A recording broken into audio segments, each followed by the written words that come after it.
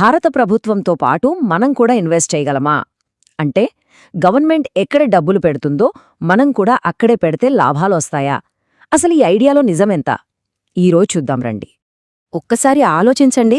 Government తన వేల కోట్ల రూపాయలని ఏ సెక్టార్స్లో పెట్టబోతోందో మనకు ముందే తెలిసిపోయిందనుకోండి, అప్పుడు మన ఇన్వెస్ట్మెంట్ జర్నీ ఎంత ఈజీ అయిపోతుంది కదా. సరిగ్గా ఇదే ఈ విశ్లేషణలో ఉన్న అసలు పాయింట్. అన్నిటికన్నా ఇంట్రెస్టింగ్ విషయం ఏంటంటే ఈ ఇన్ఫర్మేషన్ ఏమీ సీక్రెట్ కాదట. గవర్నమెంటే తన ప్లాన్స్ గురించి అందరికీ తెలిసేలా ఢంకా బజాయించి మరీ చెప్తోందని అనాలిసిస్ అంటోంది. అసలు సమస్యల్లా మనం దాన్ని వింటున్నామా లేదా అన్నదే. సరే, మరి ఆ స్ట్రాటజీ ఏంటి? సింపుల్, ప్రభుత్వం అడుగుజాడల్లో నడవటం. వినడానికి చాలా సింపుల్గా అనిపించినా ఇది చాలా పవర్ఫుల్ ఐడియా. ఈ స్ట్రాటజీ చాలా స్ట్రెయిట్ ఫార్వర్డ్ అండి. గవర్నమెంట్ ఏ సెక్టార్స్ మీద ఎక్కువ ఫోకస్ పెట్టి భారీగా ఖర్చు చేస్తోందో మనం కనిపెట్టాలి. ఎందుకంటే ప్రభుత్వ పెట్టుబడులు, పాలసీలు, పెద్ద పెద్ద కాంట్రాక్ట్లు ఇవన్నీ ఆ సెక్టార్స్కి ఒక రకమైన బూస్ట్ ఇస్తాయి. ఆ ఫ్లోతో పాటే మన ఇన్వెస్ట్మెంట్స్ని కూడా ముందుకు తీసుకెళ్లాలన్నదే ఇక్కడి ఆలోచన. మరి గవర్నమెంట్ అంతగా ఫోకస్ చేస్తున్న ఆ 5 కీలక రంగాలేంటి? వాటి గురించి ఇప్పుడు డీటెయిల్డ్గా చూద్దాం. మన లిస్ట్లో ఫస్ట్ వచ్చేది ఇన్ఫ్రాస్ట్రక్చర్, అంటే మౌలిక సదుపాయాల రంగం. దేశ నిర్మాణంలో దీనిదెప్పుడూ కీ రోల్ కదా, అందుకే ప్రభుత్వం కూడా దీనికే పెద్దపీట వేస్తోంది. ఒక్కసారి ఈ నంబర్ చూడండి, 11 లక్షల కోట్లు. ఇది జస్ట్ ఒక అంకె కాదు.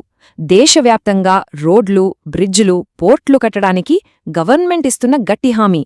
ఇంత పెద్ద మొత్తం డబ్బు ఎకానమీలోకి వస్తే అది ఎంత పెద్ద మార్పును తెస్తుందో మనం ఊహించుకోవచ్చు. సరే, ఈ గ్రోత్లో మనం ఎలా భాగం పంచుకోవాలి? ఒక దారి ఈటీఎఫ్స్, అంటే ఎక్స్చేంజ్ ట్రేడెడ్ ఫండ్స్.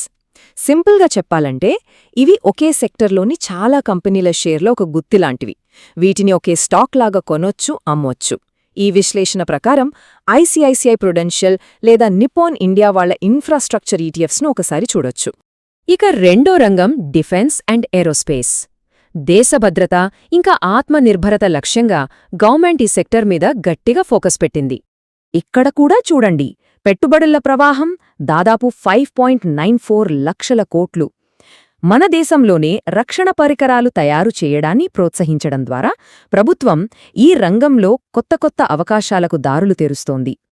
ఈ సెక్టార్లో ఇన్వెస్ట్మెంట్ ఆప్షన్స్ కోసం మోతీలాల్ ఓస్వాల్ లేదా గ్రో లాంటి కంపెనీలు ఆఫర్ చేస్తున్న స్పెషల్ డిఫెన్స్ ఫోకస్డ్ ఈటీఎఫ్స్ను ఈ అనాలిసిస్ ఉదాహరణగా చూపిస్తోంది.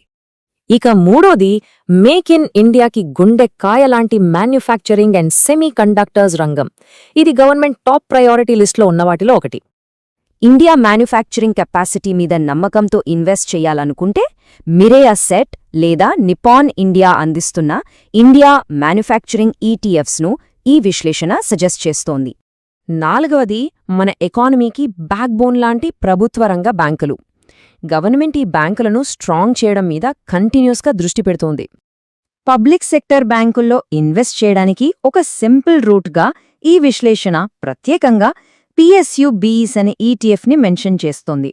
ఇక ఫైనల్గా ఐదోది మన ఫ్యూచర్కి చాలా చాలా ఇంపార్టెంట్ అయిన energy and green transition sector. Climate change లక్ష్యాలతో గవర్నమెంట్ ఈ రంగంలోకి భారీగా పెట్టుబడులు తెస్తోంది.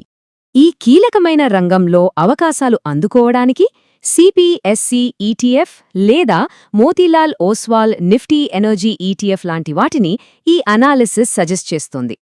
సరే, గవర్నమెంట్ ఫోకస్ చేసిన ఈ 5 సెక్టర్స్ని చూశాం.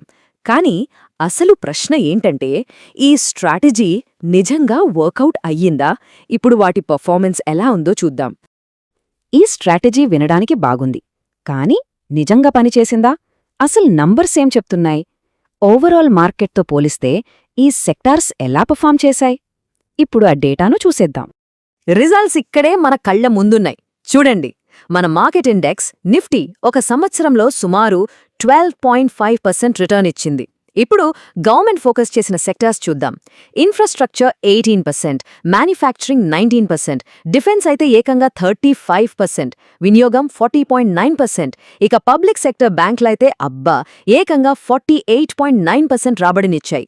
చూశారుగా, ప్రతి ఒక్క రంగం కూడా మార్కెట్ని చాలా పెద్ద తేడాతో బీట్ చేసింది. సో ఈ మొత్తం విశ్లేషణ నుంచి మనం ఫైనల్గా తీసుకోవాల్సిన మెయిన్ పాయింట్ ఏంటి? దాన్ని ఇప్పుడు క్లియర్గా చూద్దాం. ఇక్కడ మనం నేర్చుకోవాల్సిన పాఠం చాలా స్పష్టంగా ఉంది కదా. డేటా ప్రకారం గవర్నమెంట్ ఏ సెక్టార్స్ మీదైతే ఎక్కువ దృష్టి పెట్టిందో ఆ సెక్టార్స్ అన్నీ మార్కెట్ని అధిగమించాయి.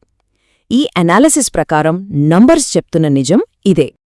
ఫైనల్గా ఈ విశ్లేషణ నుంచి మనం నేర్చుకోవాల్సిన లెసన్ చాలా సింపుల్. గవర్నమెంట్ ఖర్చు పెట్టే దారిని ఫాలో అవ్వడం.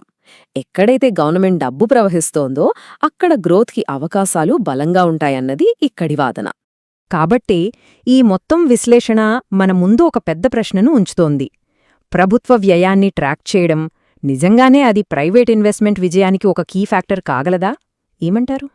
ఇలాంటి మరిన్ని ఫైనాన్షియల్ స్ట్రాటజీల గురించి తెలుసుకోవాలనుకుంటే తప్పకుండా సబ్స్క్రైబ్ చేసుకోండి. ఈ సమాచారం స్నేహితులకు కూడా హెల్ప్ అవుతుందనుకుంటే వాళ్ళతో షేర్ చేయండి. ఆర్థిక ప్రయాణంలో ఇదొక మంచి స్ఫూర్తినిస్తుందని ఆశిస్తున్నాం.